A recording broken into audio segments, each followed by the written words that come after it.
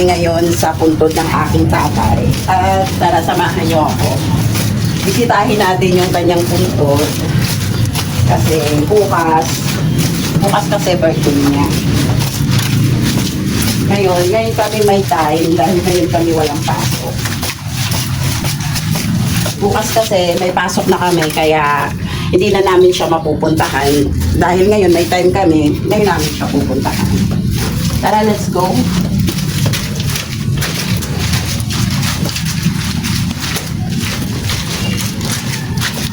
Ayan, dito po yung kung saan nakahinlay si tatay. Dito po siya.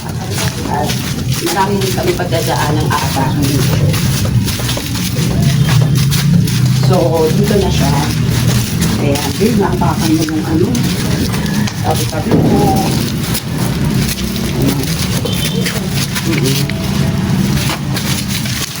Ay, ito yung sitwasyon namin. Kapag bibisita kami kay tatay, ganito po yung sitwasyon na dadaanan namin. Nakikita nyo naman po yung paligid. Ganyan. Ganyan po yung sitwasyon na dadaanan namin.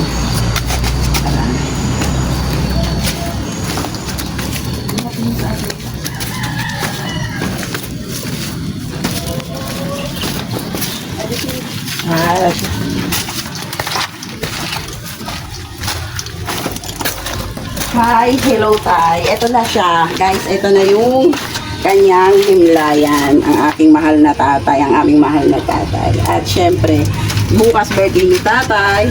Tingnan mo, ayan, medyo ano na siya.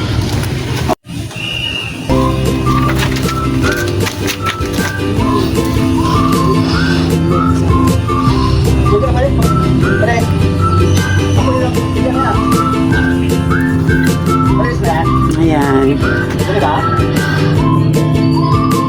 Ganda sana kung may ganito na. Hindi ko alam magkano magpalagay ng ganyan. 1.5 yan. Kasama Dalawa picture. Oo, dalawa siya. Picture tayo naman po. Mga nicho. Ito kasi private na ito eh. Parang sariling lupa na nila. Kapag ganyan, no, hinarangan. Yung para tuwing pupunta sila, para sa kanila lang talaga. Kaso, sa tagal ng panahon, binahana, di ba? Mababa na masyado. Pag linggo dito maraming tao.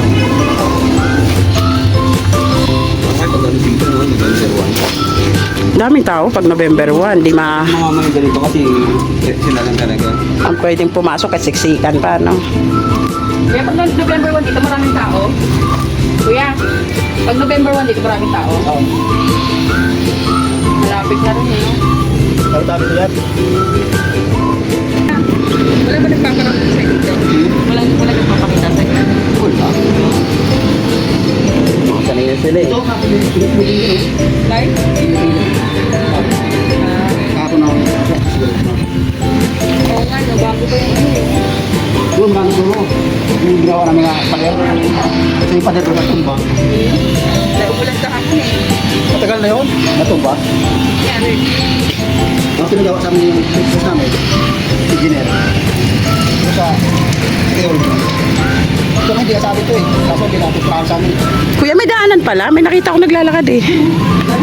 Ah. Papunta yan doon sa kanila. Kayo na eh.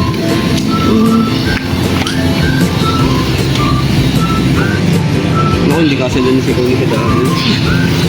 Galing, no? Tapos patungan pa namin ito. Orange. Ah, papatungan nyo pa yan? Lahat yan. Doon. Tulong. Yan.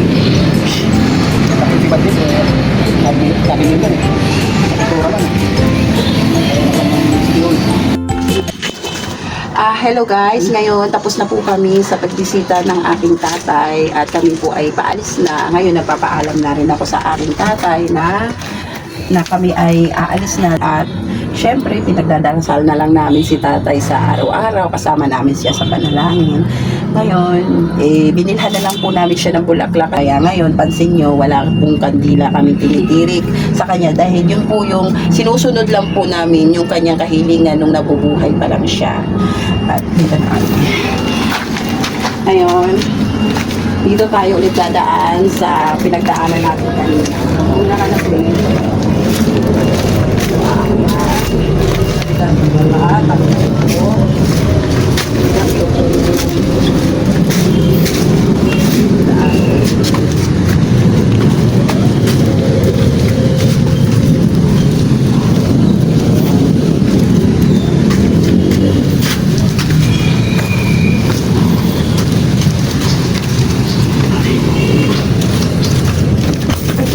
Pag naharangan pa to, wala na tayo wala.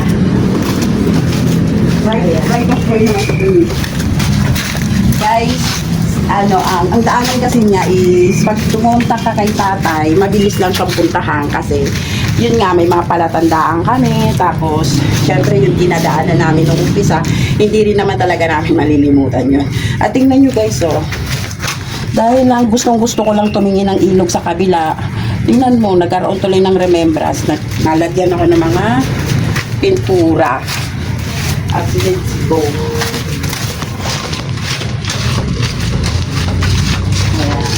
Ayan. Diba ang dami pagdadaanan bago rin makauwi.